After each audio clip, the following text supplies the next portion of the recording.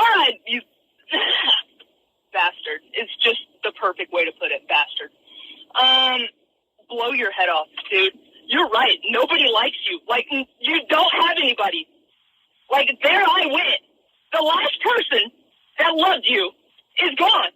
So, I don't know what else to say besides, yeah, blow your fucking head off. Have you done it yet? Because if so, that's the quickest I've seen you prepare for anything in your entire life. And I'm sure it's the quickest you...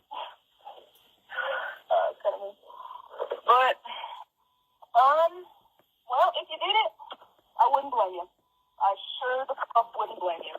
I told you I was going to burn this down. Yeah, you ruined it over... well, you know what her name is. I don't need to know. I don't need to say it. Yeah, you heard enough. But, I hope you have a good dirt nap. And, I'll check the papers in the morning. You're where you belong. You know, you little retarded Bubba piece of shit. What's the stupidest fucking name I've ever heard? Is he your brother? Is he no. He's just a piece of garbage. Like a little piece of garbage made from a big piece of garbage and then a loose piece of garbage.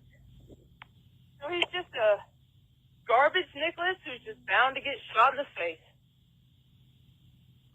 I won't do it. Somebody else will, though. But, can't wait till that day comes. You too, man. Man, you're such a piece of shit.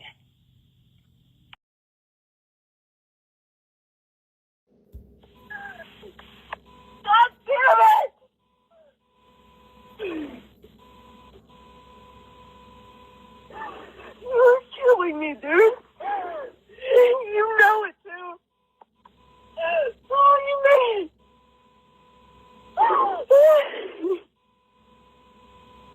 What should I do? Just kill myself so I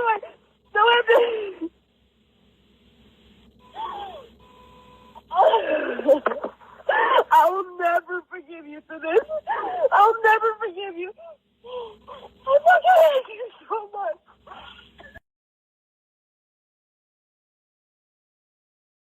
All right, a decent amount of you have been asking for context and a little background information as to what got us to this point. So here we go. My ex's name is Emily and we both live in Wichita, Kansas. The text that pops up here will explain the best I can as to why I'm not saying her last name just yet. We were together for about 1.5 years. First 6 months were pretty decent. It got to the point where we were hanging out every day, finishing each other's sentences, communicating in glances, knowing what the other was thinking, all that cutesy couple shit. Man, we were best friends. It was crazy too though, because she wasn't my type at all. She was a total tomboy. She just came across as one of the guys. Honestly, when I first met her, I thought she was gay. I mean, nothing wrong with that, but I thought she was a lesbian. So, and honestly, she wasn't super attractive either. I mean, I really liked her smile and her laugh, but I don't know. I think it was more about how compatible we were than anything else. During the first 6 months, we had a few ups and downs. I caught her friend stealing from me, and I actually ghosted Emily over it for a few days, but then we started talking again. She had lied to me about an ex, which was a huge deal and probably the worst thing that any woman had done to me up until that point. And it really kind of started to clue me in as to how mentally ill she might be. That story actually has a video all of its own. I'm going to post that here shortly as well. After that first 6 months, I noticed that she started to become more and more verbally abusive.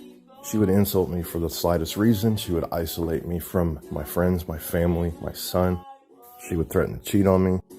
She would wake up in the morning, and if she decided that she didn't want to go to work, she would then expect me to call into my job too so we could spend the whole day together, which ultimately led to me getting fired.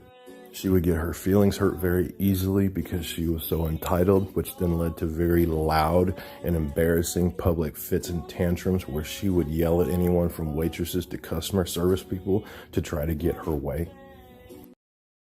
Okay, so there should be one more part after this one and we should be all caught up.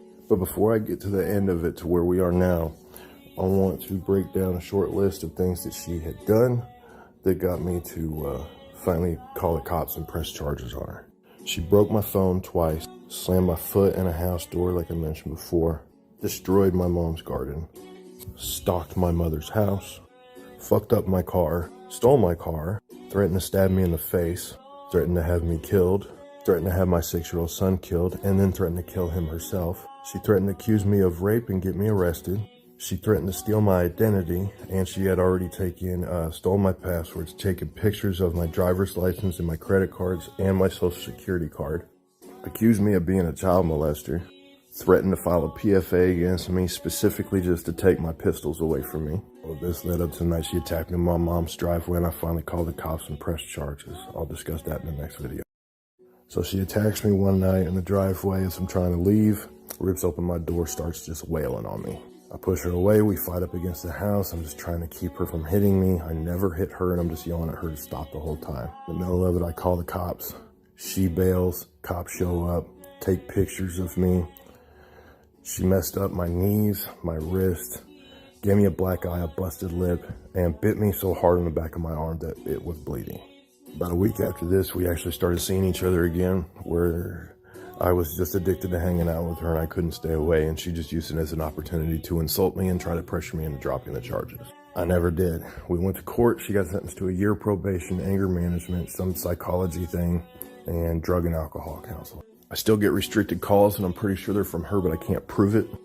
That's just a part of the experience. I didn't want to make too many parts in this video, but if you have any questions, I'll do my best to answer them.